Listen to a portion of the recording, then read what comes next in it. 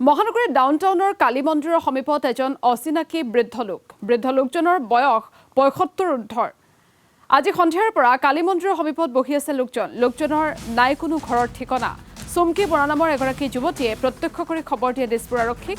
খন্তেক সময় পিছতে দিছপুৰ আৰক্ষী উপস্থিত হৈ দিছপুৰ থানালৈ লৈ যায় বৃদ্ধ লোকজনক কোনো ব্যক্তিয়ে চিনাক্ত কৰিব পাৰিলে আৰক্ষী থানাৰ লগত যোগাযোগ কৰিবলৈ আহ্বান জনাইছে।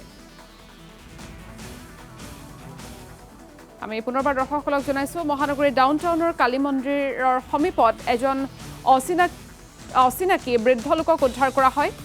বৃদ্ধ লোকজনৰ বয়স ৭৫ ঊৰ্ধৰ।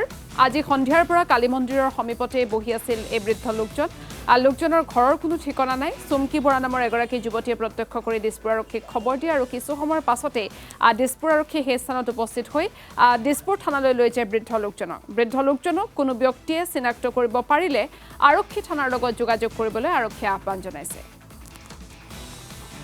প্ৰায় ঘণ্টামান আগত তেওঁ ইয়াতে পাইছিলে। মোৰ ভণ্টি আচলতে খবৰ দিলে যে তেওঁ এনেকৈ বহি আছে, আমি কোনোৱে কথা পাতিব পৰা নাই, তো তেওঁৰ লগত কথা পাতি অকণমান ফাইণ্ড আউট কৰিব লাগিছিলে তেওঁ কোন হয়, ক'ৰ পৰা আহিছে, কেনেকুৱা কথা।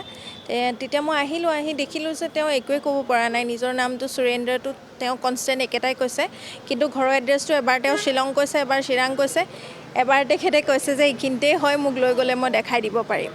তেনেকুৱা ভোকত থকাৰ কাৰণে খোৱাখিনি যোগান ধৰা হ'ল, কিন্তু তেখেতে ইনজুৰি মই দেখাত তেনেকৈ একো দেখা নাই, কিন্তু তেওঁৰ আঁঠুটোত অকণ বিষ আছে বুলি কৈ আছে, কিন্তু তেওঁৰ মেমৰি একেবাৰে একোৱে নাই।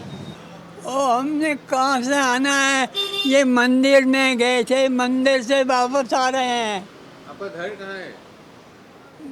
घर तो हमारा ये ऊपर में है। ऊपर में? हाँ। ऊपर में कहाँ? ऊपर यहाँ तो ऊपर नहीं है अभी। ज़्यादा ऊपर में नहीं, ऐसे बाहर निकलो, वहाँ से फट से घर